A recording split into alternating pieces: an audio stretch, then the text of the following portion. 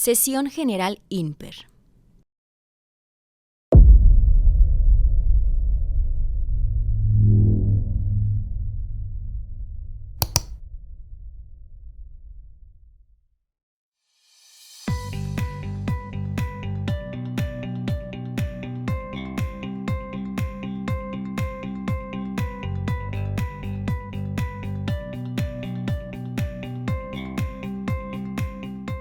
Bienvenidos. Comenzamos.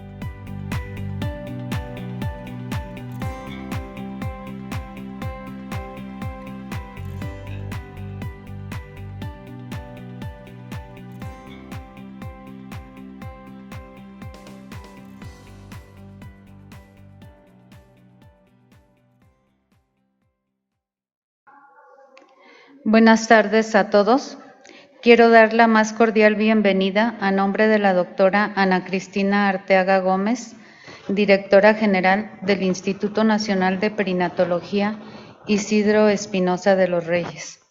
A nombre de la doctora Viridiana Gorbea Chávez, directora de Educación en Ciencias de Salud de este instituto, así como a los que nos ven en línea por las diferentes plataformas, tanto a nivel nacional como internacional, así como a los presentes que nos acompañan.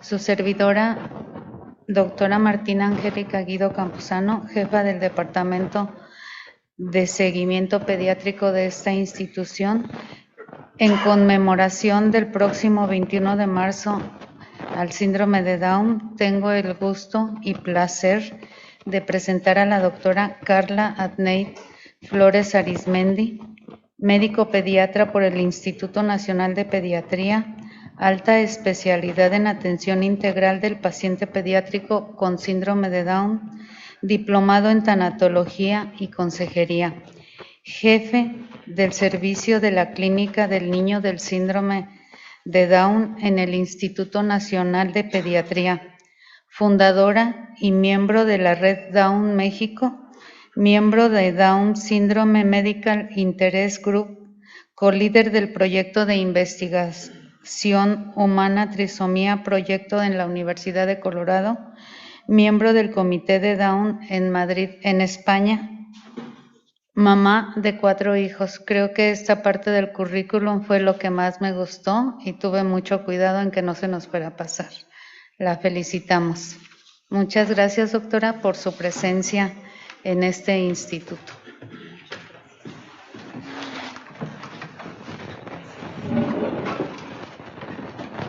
Bueno, hola, buenas tardes a todos. Agradezco mucho la invitación de poder hablar de este tema que a mí tanto me apasiona, que es el síndrome de Down. Y como lo mencionaban, pues estamos en el mes en el cual se conmemora el Día Mundial del Síndrome de Down, el próximo 21 de marzo.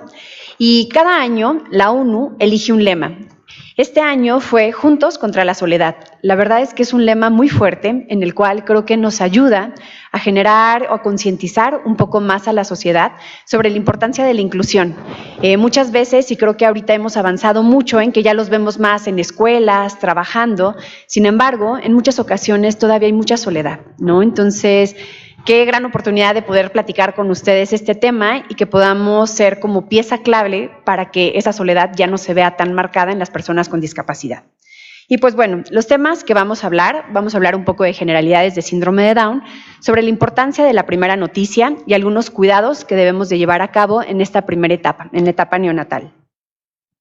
Como ya lo mencionaron, yo estoy en la Clínica Down. La Clínica Down fue fundada ya hace más de 20 años. Tenemos a más de 2,300 pacientes con esta condición. Y además de ver toda la parte asistencial, pues también tenemos la parte de formación de recursos humanos con la alta especialidad, con los rotantes que van con nosotros y la parte de investigación, que es uno de los pilares que tenemos. Creo que todos ustedes ya saben, pues, qué es el síndrome de Down, ¿no? Que es una condición genética, es la que mejor se conoce en el ser humano en cuanto a las anomalías cromosómicas. En el año 2000 se supo toda la secuencia de este cromosoma 21. Y aquí es importante, aquí les menciono este cuadro, en el cual vemos pues todos los cromosomas y podemos ver que el cromosoma 21 tiene aproximadamente 234 genes. De estos genes son genes codificantes, que es más o menos el 1.1% pues de toda nuestra carga genética que tenemos como seres humanos. Y a pesar de que es una cifra muy bajita, 1.1%, podemos ver todas las comorbilidades que se presentan en esta población. Y aquí esto es algo muy importante mencionar, porque debemos saber que estos mecanismos que llevan a cabo pues todos estos genes y la interacción con otros cromosomas hacen que existe una gran variabilidad, ¿no? Y esta presencia pues de muchas enfermedades. En cuanto a la epidemiología, sabemos que en nuestro país, pues las cifras que nos da el INEGI cada 10 años, pues son los que nos ayudan a conocer un poco más. Aquí les menciono este cuadro del número de nacimientos que hubo del 2011 al 2020 y vemos más o menos que de 2,5 millones de niños que nacen en nuestro país, de estos, 1 de 650 tendrán síndrome de Down. Y son cifras muy similares a lo que vemos en otros países, en Estados Unidos, en Canadá. La Organización Mundial de la Salud refiere que 1 de cada 1,000 recién nacidos vivos tendrá esta condición. Con estas cifras podríamos calcular cuántos niños nacen anualmente, y son aproximadamente 3,500 niños. Les digo, estas son cifras calculadas del INEGI. Este es un estudio que es lo único que tenemos en nuestro país, en el cual se hizo los análisis de las actas de alumbramiento y veían cuántos de estos sí se llenaba el cuadrito de alguna enfermedad genética o se ponía el diagnóstico de síndrome de Down.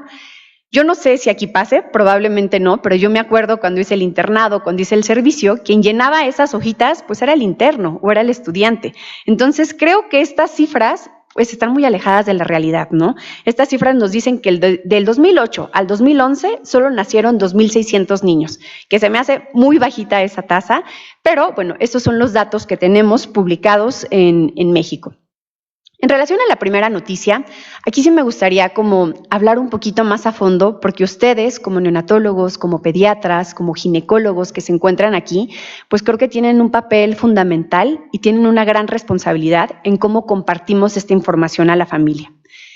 En la gran mayoría de los casos, cuando nace un bebé y nosotros notamos estas características clínicas que nos hacen sospechar que este bebé tiene síndrome de Down, que son estos criterios que ya conocen, los criterios de Hall, en lo cual se hizo hace muchos años, y mencionaban algunos datos que presentaban un grupo de 32 neonatos y veían la frecuencia con la cual se presentaban. Entonces, muchas veces cuando nosotros recibimos a un bebé y vemos que tienen estas características, en la mayoría de los casos nos enfocamos como en estos aspectos negativos. Estas son algunas de las frases que suelen comentarnos los papás que les dicen al nacimiento, ¿no? Le tengo malas noticias. Le nació malito, le nació un mongolito, viven muy poco. ¿Por qué no abortó? Tiene un hijo que va a ser dependiente, es una carga social. Y muchas veces también nos enfocamos en tecnicismos, ¿no? Tiene un hijo con cromosomopatía, seguramente tiene cardiopatía o tiene trisomía 21. Entonces yo quiero que se pongan a pensar un poquito en una mamá que está recibiendo a un bebé y que reciba toda esta carga de información, este panorama tan adverso en los primeros minutos en los cuales nace su hijo. Debemos saber que la llegada de un bebé con síndrome de Down, en la gran mayoría de los casos, rompe las expectativas que tienen los padres. Todas las que están aquí, mujeres que han sido mamás, no me dejarán mentir, pero muchas veces durante el embarazo, pues futureas mucho, ¿no? ¿A quién se va a parecer? Si va a ser doctor, si va a ser arquitecto como el papá. Entonces nos vamos como muy a futuro y cuando nos dicen que un bebé nace con síndrome de Down, pareciera que nos quitan todos estos sueños o todos estos ideales que tenemos con nuestro hijo. Muchas veces, pues es un momento de shock. Y algo que es muy importante es que los papás recuerdan literalmente la forma en cómo se les dio el diagnóstico. Muchas veces, y a veces con la carga de trabajo, pues puede ser un niño más que nosotros recibimos, pero para los papás, pues es su hijo, ¿no? Entonces debemos de saber que esas palabras que nosotros utilicemos van a estar tatuadas para la familia.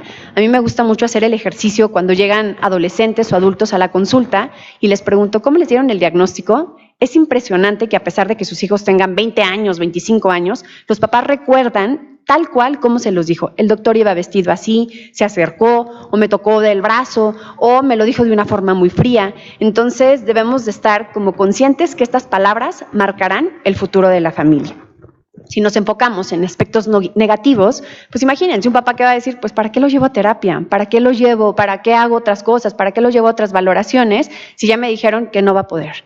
Entonces creo que en esto pues debemos de saber el gran peso que tiene.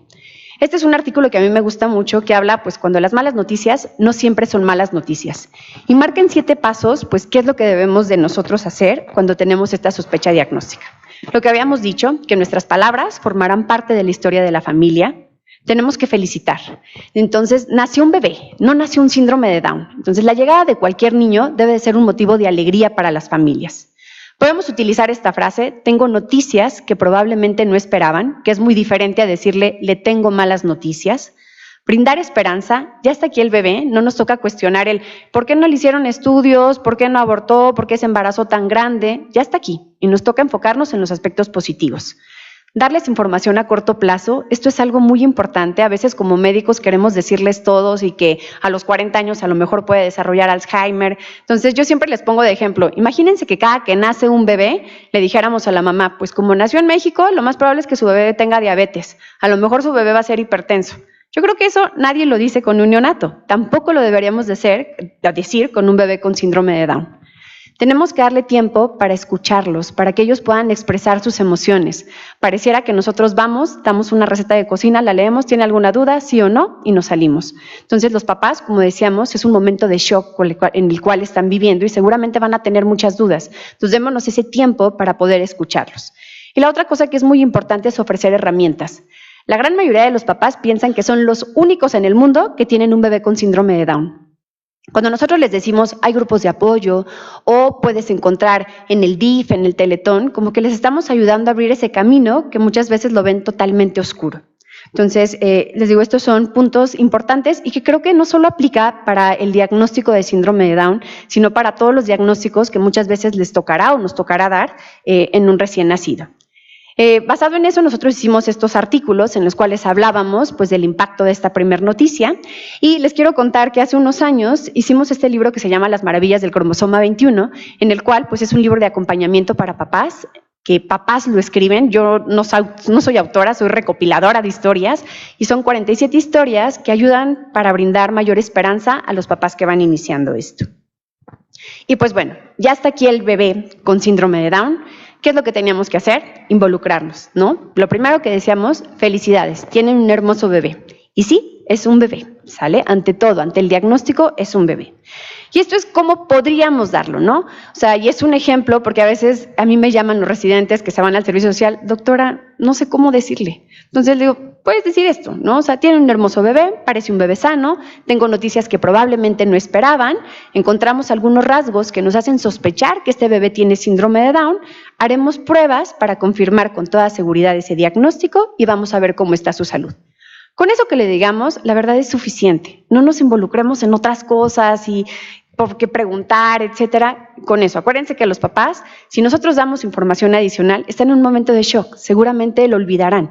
Ya tendremos tiempo posteriormente para indagar sobre todo eso que ellos hayan investigado o las dudas que vayan surgiendo. ¿Y ahora qué vamos a hacer?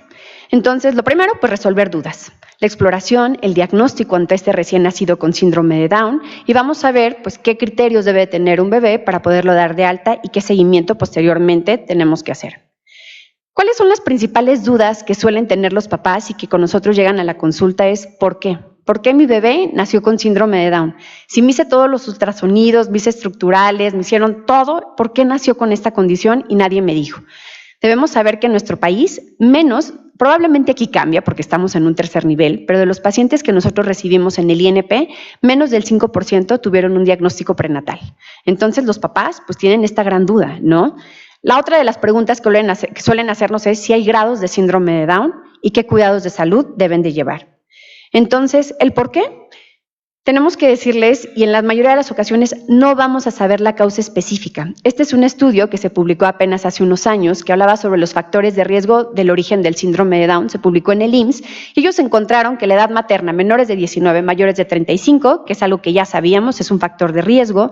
Otro de los hallazgos que encontraron fue la obesidad, y que tiene que ver mucho con todos estos marcadores inflamatorios que pudieran generar pues estas alteraciones a nivel genético, un IMC mayor de 25, la edad paterna, que durante algunos años se había quitado como dentro de estos factores de riesgo, nuevamente entra, menores de 20, mayores de 40, y el nivel socioeconómico bajo, que aquí yo me pregunto y seguramente está relacionado con malnutrición. Entonces, un nivel socioeconómico bajo, pues son papás o mamás que son carentes de muchos micronutrientes y que tiene que ver también con esto.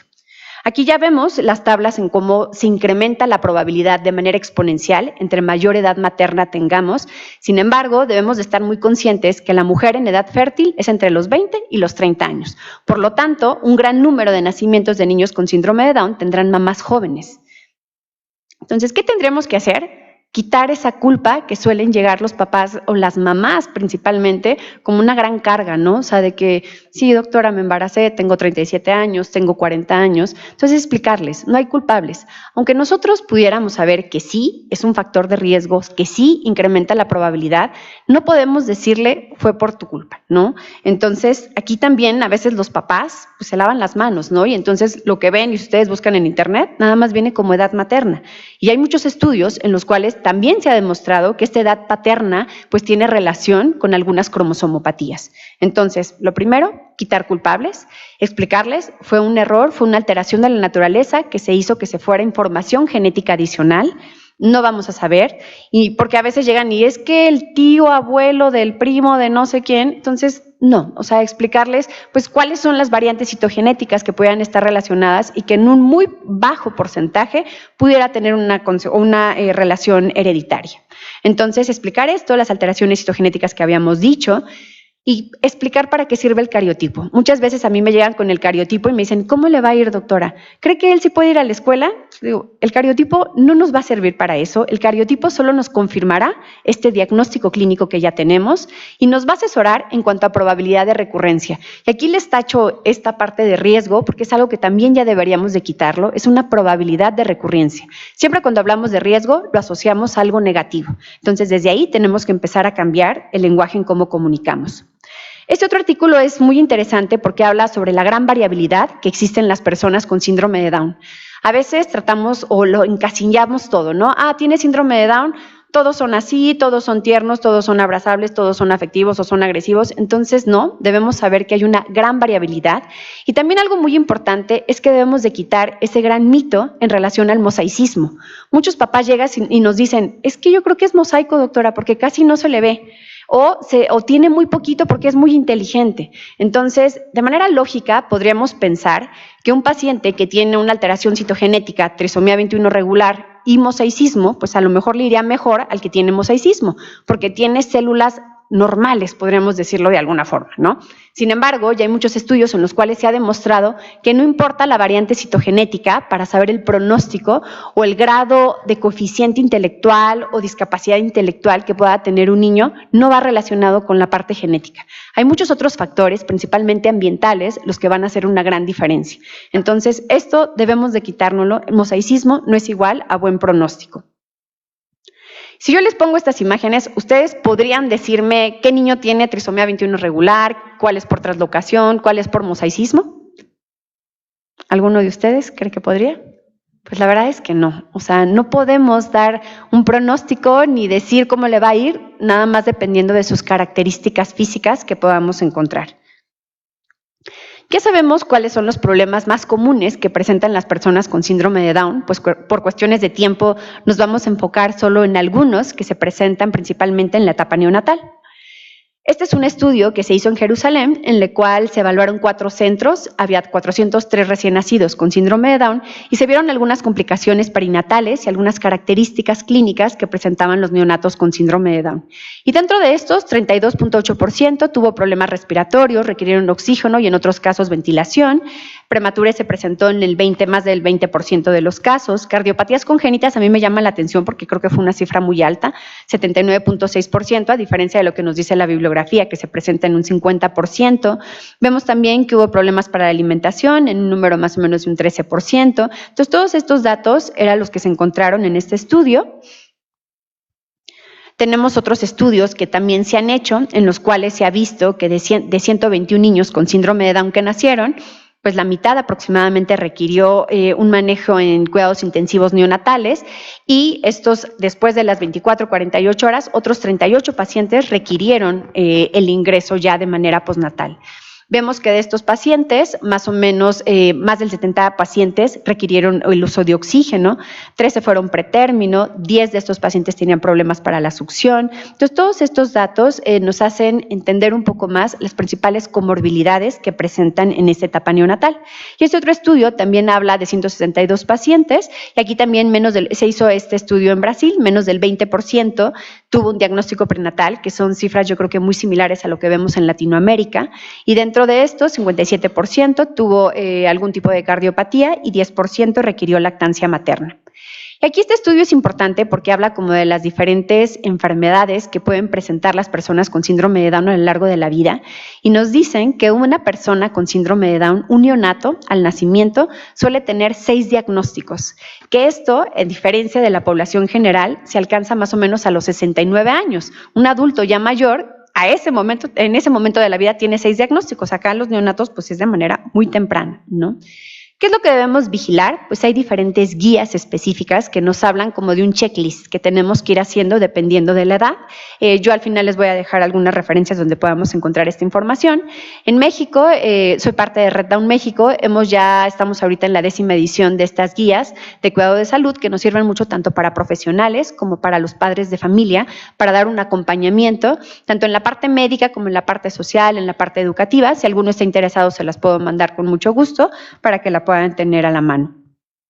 ¿Y qué vamos a ver en el recién nacido? Vamos a ver estos 3 aspectos: la parte cardiovascular, la parte hematológica y gastrointestinal. Les digo, tenemos que evaluar muchas otras áreas, pero creo que estas son como las de mayor relevancia. Sabemos que más de la mitad de los niños con síndrome de Down tienen algún tipo de cardiopatía, y aquí algo importante es que si nosotros vemos literatura internacional, nos dice que la cardiopatía más frecuente es el canal AB. Sin embargo, en México no vemos el canal AB como una de las principales causas, vemos principalmente CIB, CIA y PCA. Se han hecho estudios para ver estas diferencias en algunas poblaciones y se ha relacionado que el gen CREL1, el GATA4, el NKX 2.5 pudieran tener cierta relación. Se publicó este artículo que se hizo en la torre de investigación y la verdad es que no se encontró algo específico. El doctor de Rubens, que fue quien empezó a mencionar que no teníamos las mismas cardiopatías que el resto del mundo, decía que es como este gen azteca protector, ¿no? Porque no tenemos cardiopatías severas o no tenemos cardiopatías que requieran una atención inmediata. La gran mayoría pues tienen una resolución adecuada y suelen ser mucho más benignas.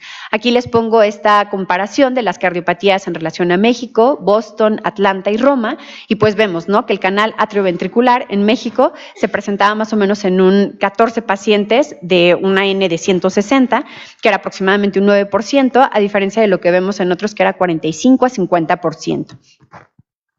¿Y qué es lo que pasa cuando nosotros recibimos a un bebé? Obviamente lo ideal es que se haga un ecocardiograma desde nacimiento o durante las primeras semanas de vida.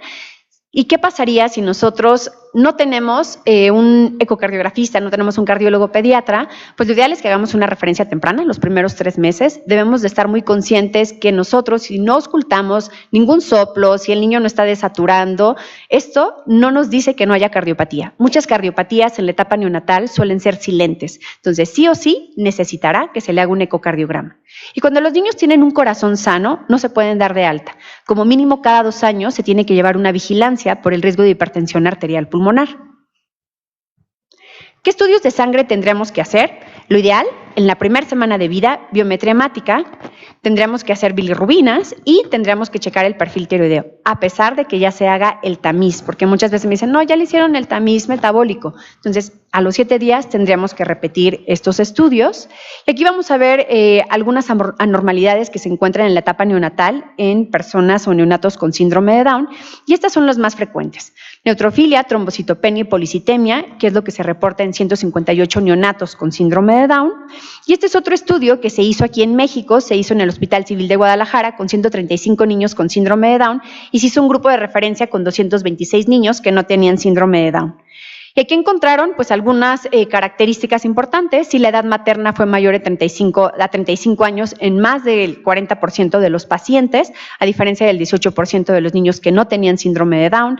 Vemos que muchos de estos, la edad gestacional fue de 37 semanas en niños con síndrome de Down, a comparación de 39 del neonato sin síndrome de Down. El peso al nacimiento, la talla al nacimiento, también fueron mucho más bajas. ¿Y qué es lo que encontraron en estos estudios de población mexicana de neonatos? que hemoglobina, hematocrito y volumen corpuscular medio eran mucho más altos, plaquetas y linfocitos eran mucho más bajitas, que es muy similar a lo que se reporta en la literatura a nivel internacional. Y este es un tema de tesis que hizo uno de los residentes en el instituto y también encontramos pues, que la neutropenia se presentaba en más del 80% de nuestros pacientes y era una neutropenia leve, con neutrófilos de 1000 a 1500 aproximado. ¿Qué otras condiciones podemos encontrar a nivel hematológico? La policitemia. Sabemos que las cromosomopatías 13, 18, 21 pues nos dan una mayor probabilidad de policitemia. En población con síndrome de Down es aproximadamente en un 33%, y dentro de esto se ha relacionado a la hipoxia intrauterina que puede haber, que eleva las concentraciones de eritropoyetina. Entonces, esto es lo que se ha relacionado. En la gran mayoría de los casos, tanto la neutropenia, la trombocitopenia y la policitemia suelen ser benignas, son autolimitadas y se resuelven en las primeras semanas de vida. Pero hay otra condición que anteriormente se le conocía como el síndrome mieloproliferativo transitorio neonatal, ahora lo conocemos como la mielopoiesis anormal transitoria. Esta, pues sí, también es muy frecuente, se presenta hasta en un 15% de los casos. Nosotros en el INP no lo vemos tanto porque no somos un hospital materno-fetal. Entonces ya lo recibimos y muchos de estos bebés en la etapa neonatal no se les hizo biometría hemática. Entonces creo que son cifras que en nuestro país están subdiagnosticadas. ¿Qué características vamos a encontrar para poder hacer ese diagnóstico? La presencia de blastos, trombocitopenia, leucocitosis, algún tipo de coagulopatía. Vamos a ver alguna alteración en el gen GATA1 que tiene que ver mucho con la diferenciación de megacariocitos. Entonces, esto es lo que nos ayuda a hacer el diagnóstico de esta mielopoiesis anormal. Algo importante aquí es que más del 80% van a tener una resolución espontánea, no se va a requerir nada. Pero en este 20% que sí tienen sintomatología, requerirán dosis muy bajas de citarabina. ¿Y cuándo iniciamos el medicamento? Cuando presenta alguno de estos datos. Falla cardíaca, falla hepática, falla renal, hidrops o leucocitosis extrema. Entonces, ahí sí tenemos que atenderlos. ¿Y por qué es importante, a pesar de que veamos que el 80% es benigno? Porque más o menos entre 3 a 4 años posteriores al diagnóstico, hasta un 30% puede desarrollar leucemia. Y esta leucemia es una variante diferente que es la megacardioblástica, la M7. Entonces, estos pacientes requieren una vigilancia muy cercana por hematología cuando se les hace este diagnóstico. A nivel de la hiperbilirrubinemia, más del 55% de los neonatos con síndrome de Down la tendrán. Y aquí siempre les digo que es algo en lo cual debemos de estar muy atentos. Si ya sabemos que el 100% tiene discapacidad intelectual, no podemos dar otro factor que pudiera agravar esto. Entonces, tenemos que estarles pidiendo estos niveles de bilirrubinas para más o menos a los 7 días, a pesar de que tengamos este tamiz metabólico. Este es un artículo que publicamos en el cual mencionamos como de los cuidados adicionales, porque muchas de las guías no las mencionan, aunque hay muchos artículos que hablan de estas consecuencias de la hiperbilirrubinemia. A nivel de la función tiroidea, sabemos también que es algo que se presenta de manera muy frecuente. Este es un estudio que estamos por publicar en el instituto y entonces encontramos que más de la mitad en algún momento de los pacientes en algún momento de su vida tendrá disfunción tiroidea. Y aquí nosotros hicimos estas tablas porque queríamos ver cómo estas diferencias de acuerdo a las percentilas de TSH, porque la gran mayoría de los pacientes tienen las TSH elevadas, pero hay todavía mucha controversia entre quién sí y quién no se inicia el tratamiento. En la gran mayoría de los pacientes tendrán un hipotiroidismo subclínico, T3 y T4, tanto libre como total, estarán normales, pero la TSH va a estar elevada. Entonces, aquí encontramos que en percentil 50 en la etapa neonatal es 8.5 más o menos de los pacientes que se estudiaron, que fueron 305 pacientes. Hay estudios que les digo que ya hablan específicamente de esto, de la importancia de repetir estos marcadores de pruebas de funcionamiento tiroideo en estas primeras semanas de vida. ¿Y qué es lo que tendríamos que hacer antes de iniciar tratamiento? Pues lo ideal es que pidamos niveles de tiroglobulina cuando salen estas TSH elevadas y pedir un ultrasonido de tiroides, porque en muchos casos hay hipoplasia o hay agenesia de la glándula. Y la otra cosa que de verdad es súper importante es que la dosis con la cual se inicia la levotiroxina en el niño con síndrome de Down es muy bajita. Normalmente si la calculan de 5 a 7 hasta 10 por kilo, en ellos es más o menos de 1 a 2, o sea, casi nada. Y pensemos que es una inmadurez que hay a nivel del eje hipotálamo hipófisis tiroides. Entonces no van a requerir un tratamiento como en la población general. Entonces en eso debemos de saberlo porque muchas veces nos llegan los pacientes hipertiroideos, ¿no? Por la dosis con la que se inicia. A nivel gastrointestinal, a mí me tocó muchas veces o me ha tocado recibir niños que con toda esta corriente del parto humanizado, de que no se les debe de hacer nada, del alojamiento conjunto, pues nos llegan ya de 1 o 2 días con ano imperforado, que nos llegan con enfermedad de Hirschsprung, con atresias duodenales que no se diagnosticaron y que se dan de alta con el niño vomitando. Entonces, todo eso, si nace un bebé con síndrome de Down, estamos obligados a descartar que no haya algún problema. Tenemos que revisar permeabilidad, tanto esofágica como a nivel anal. Entonces, eso deben de saberlo los papás. No es algo invasivo, es algo necesario para el neonato con síndrome de Down. Les digo, por las consecuencias que suelen presentarse ya posteriormente. Entonces, es algo que tendríamos que estar ahí muy atentos y checar, ¿no? Vómito en las primeras 24 horas de vida o ausencia de evacuaciones. Descartar también que no haya alguna otra alteración, principalmente Hirschsprung, que es mucho más frecuente que en el resto de la población. ¿Y qué pasaría cuando nosotros ya evaluamos todo esto? Ya vimos que cardiovascular, hematológico, gastrointestinal está bien. Pues hay otros aspectos que me gustaría que no se nos olviden, como la lactancia materna, que es súper importante, y evaluar esta coordinación entre la respiración, succión y deglución. Muchas veces me dicen, es que no sabe succionar, está tan hipotónico. Entonces sí, es un niño que no tiene una regulación en estas áreas por las mismas características que hay a nivel del paladar, etcétera, y que se deben de tratar, ¿no? Este es un estudio que se hizo sobre lactancia materna, que solo el 15% de niños en Puerto Rico recibían lactancia materna, y este otro lo acabamos de publicar hace poquito, que fue lo que teníamos en nuestra población, y vimos que el 98% de nuestros pacientes en algún momento recibieron leche materna, aunque sea una sola vez, ¿no? Sin embargo, de estos, 64% se recibió fórmula láctea en los primeros 3 días de vida. Entonces, la mediana de lactancia materna en niños con síndrome de Down fue a los 3 meses, que es súper bajita, y el 39% de nuestra población tuvo problemas para la succión. Y 18% problemas para la deglución. Entonces, aquí debemos de asegurarnos de que antes que se vaya de alta, pues que los papás, la mamá, sepa cómo llevar a cabo una lactancia materna exitosa y cómo podemos ayudar.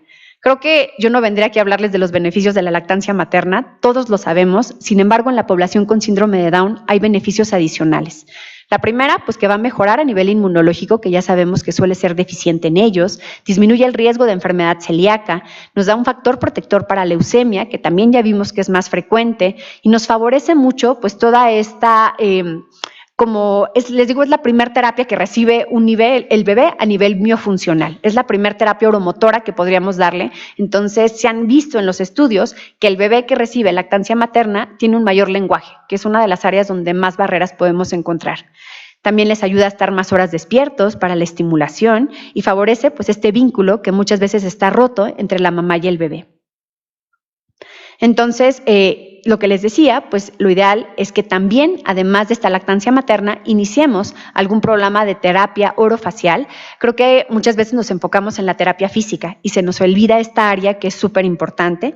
Hay algunas características que hay a nivel del paladar de los niños con síndrome de Down, es un paladar alto, ojival, y eso no permite que la lengua pues tenga un adecuado acomodamiento. Ahorita que yo estoy hablando con ustedes, su lengua está totalmente descansando sobre el paladar, pero si los niños con síndrome de Down tienen el paladar así, pues la lengua va a tener un descanso bajo.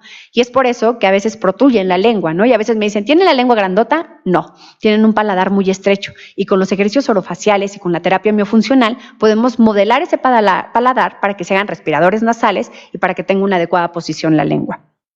Pues hay muchas terapias, les digo, no sé, nosotros en el hospital tenemos Vital Steam, tenemos terapia con unos aparatos que se llaman de Tap Tools, entonces todo eso les puede ayudar mucho para mejorar estas características. Estas son imágenes que nosotros les damos a los papás para ejercicios que le pueden ir haciendo en casa y que pueden mejorar también mucho esta parte sensorial. ¿Y qué evaluación debería de tener al primer mes de vida el bebé? Pues debería de tener su cariotipo, sería lo ideal, pero nosotros, por ejemplo, en el INP el cariotipo se hace en 6 a 8 meses, pues por la carga de trabajo que hay. Valoración oftalmológica es algo súper importante, de audiología, rehabilitación. Todo esto pues lo tendríamos que hacer de manera adecuada. El seguimiento con gráficas específicas, estas nosotros las publicamos también hace 3, 4 años, que son para población con síndrome de Down mexicana. Tenemos características diferentes, son más chiquitos y tienen un peso más bajo, entonces estas gráficas debemos conocerlas. También la otra cosa que es importante, pues es el riesgo de infecciones por virus incisional respiratorio. Entonces, lo ideal es que todo niño con síndrome de Down se le aplique los anticuerpos monoclonales, ahorita ya el de 1 dosis o si no el de 5 dosis, el que ustedes tengan, pero sí entra como población de riesgo. Hay muchos estudios que avalan esto y también las guías que se hicieron de práctica clínica mexicana metieron ya toda una página específica de población con síndrome de Down ya catalogada como factor o como población de riesgo. Antes del alta, pues debemos de conocer pues, estos lineamientos que hay en cuanto al control de salud de acuerdo a su edad, el inicio temprano de estos programas de estimulación física, orofacial, sensorial, etcétera, que los papás conozcan grupos de apoyo, que se sientan acompañados, ver cuáles redes de ayuda local tenemos para poder enviarlos y la importancia de que los papás, nosotros nos quedemos tranquilos de que están haciendo un vínculo afectivo adecuado con sus hijos. Les digo, suele ser muy difícil para las primeras etapas que llegan a tener, pero yo lo que veo en la consulta y cuando me llegan niños más grandes, de verdad que es un cambio pues radical, ¿no? Que nos dicen, doctora, cuando llegó no sabíamos qué hacer y ahora no sabemos qué hacer sin él, ¿no? Entonces, tratar de enfocarnos en todos estos aspectos positivos que habíamos platicado en un inicio. Les digo, hay guías que nos sirven para llevar este checklist de qué es lo que tendríamos que estar vigilando. ¿Y para qué nos sirven todas estas guías? Pues lo que se ha hecho ya en los últimos años es mejorar pues esta expectativa de vida. Vemos aquí que en los años 60 más o menos vivían 10 años. Actualmente, y cada que doy esta plática, me meto a la página de Bert Holbrook, que es el adulto con síndrome de Down de mayor edad, tiene 83 años. Entonces, pues podemos ver que es una expectativa de vida muy similar al resto de la población. Pero no se trata de que vivan muchos años, sino que los vivan bien, que tengan una muy buena calidad de vida. Y eso, pues nos toca desde estas primeras etapas el poder ayudar a que se logre. Aquí les pongo algunos adultos con síndrome de Down mexicanos, no sé si conocen alguno de ellos, pero bueno, ojalá que sí, porque la verdad es que son un orgullo para el país. Tenemos atletas que son campeones mundiales. Bárbara Wetzel es la campeona mundial ya 3 veces consecutiva, acaba de representar a México en Turquía. Tenemos también las sirenas especiales, que son campeonas mundiales de nado sincronizado, acaban de regresar de Portugal, también con medalla de oro todas. Tenemos al campeón mundial de lanzamiento de jabalina. Tenemos también la única persona con síndrome de Down que ha ganado un Ariel de oro, Alan Telles, que ha llevado pues sus muestras a China, Japón, etcétera. Entonces, la verdad es que hay muchas razones por las cuales sentirnos orgullosos. Les digo a los papás cuando he platicado con ellos, les digo, ¿alguna vez alguien los va a recibir al aeropuerto? Me dicen, no, nadie. Digo, qué triste, porque la verdad es que sería algo que nos debería dar mucho orgullo, ¿no? Vamos a recibir a la selección que no gana nada, ¿por qué no vamos a recibir a ellos, ¿no? Que están haciendo tanto y que están poniendo el nombre de nuestro país en alto. Entonces, y pues bueno, quiero contarles que yo le tengo un cariño muy especial aquí a perinatología por 2 razones. La primera, porque cuando rotamos como pediatras aquí en el R2, pues es el lugar a donde más aprendemos, donde nos consienten y es el lugar a donde comemos más rico. No hay otro lugar donde tengan un comedor más bonito y más rico. Y la segunda, que creo que es la más importante, porque me dio a mi 4ª hija. Muchos de ustedes conocen la historia de Celine. Celine estuvo aquí 3 meses hospitalizada y 1 mes en un albergue. Llegó con nosotros de 5 meses de vida y la verdad es que yo no tengo palabras para agradecer pues todo el cuidado que le dieron. Y pues muchísimas gracias por su atención. No sé si tengan alguna duda.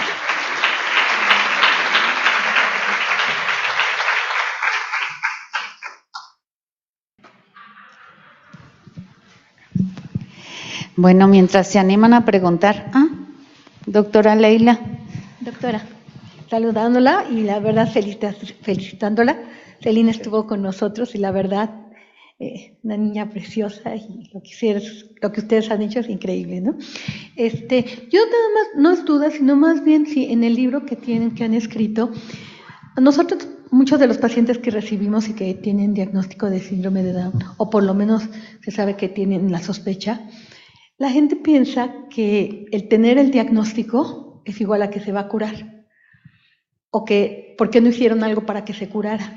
Entonces, no sé si hay alguna cuestión de información ya escrita así, como para que le entreguemos a los papás antes, y que sí, porque muchas veces, a nosotros en las terapias nos dicen, oiga, doctora, pero si me hicieron el diagnóstico, ¿por qué no lo curaron? ¿O por qué no hicieron nada? O sea, realmente ya les explicamos y todo, pero creo que es una información que ellos ya deben de tenerla muy clara. Probablemente también se las dicen antes, y en todo este shock y demás, pues no le entienden, no sé qué pasa.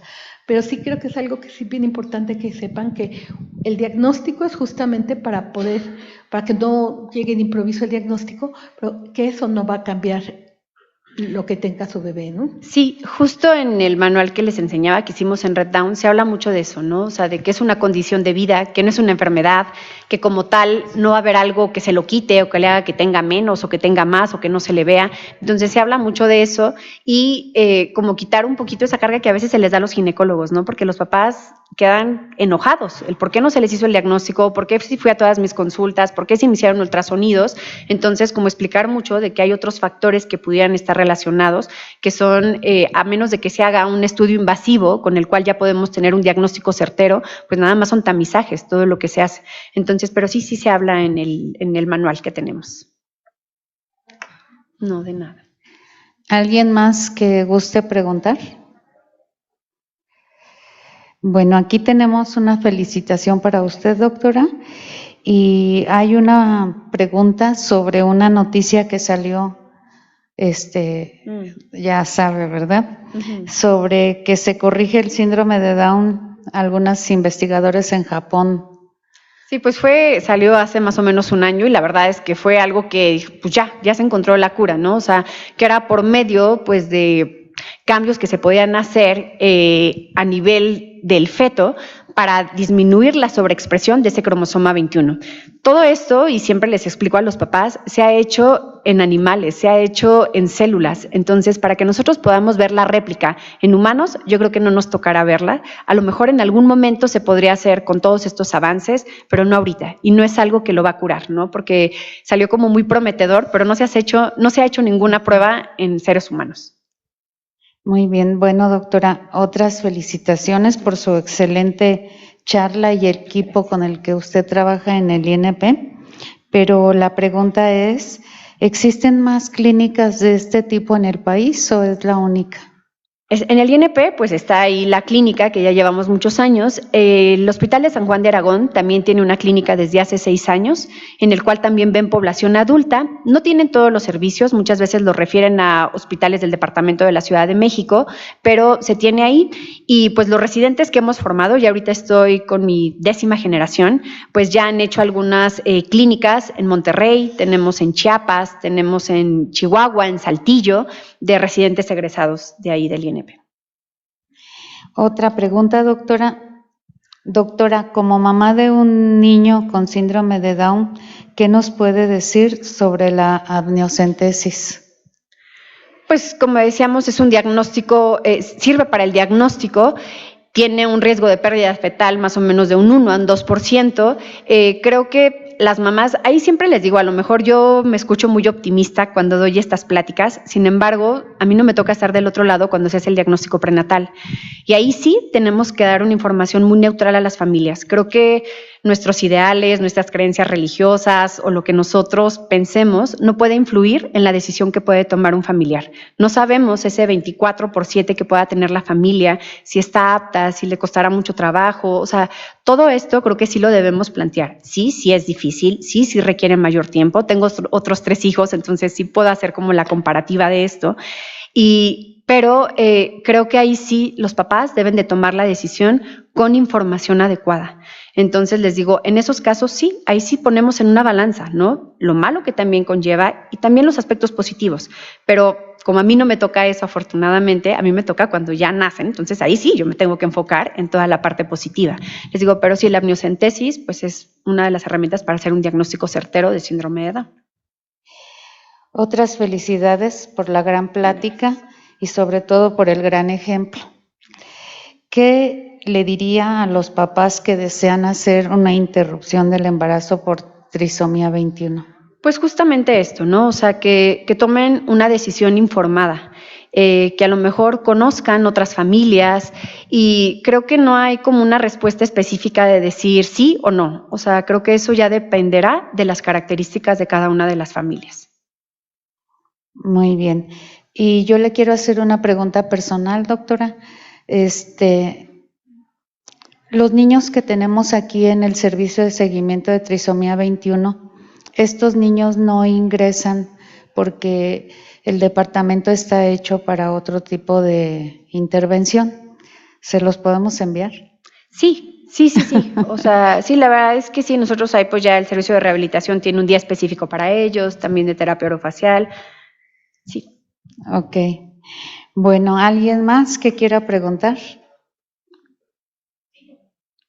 Los manuales que mencionaba que han hecho estas guías, mencionó que hay una específica o bueno, dentro de estos que están elaborados, hay una parte para como la guía social para las familias.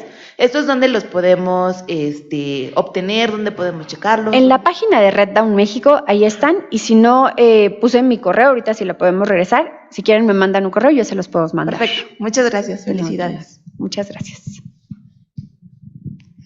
Pues muchísimas gracias por su atención. Muchas gracias, doctora.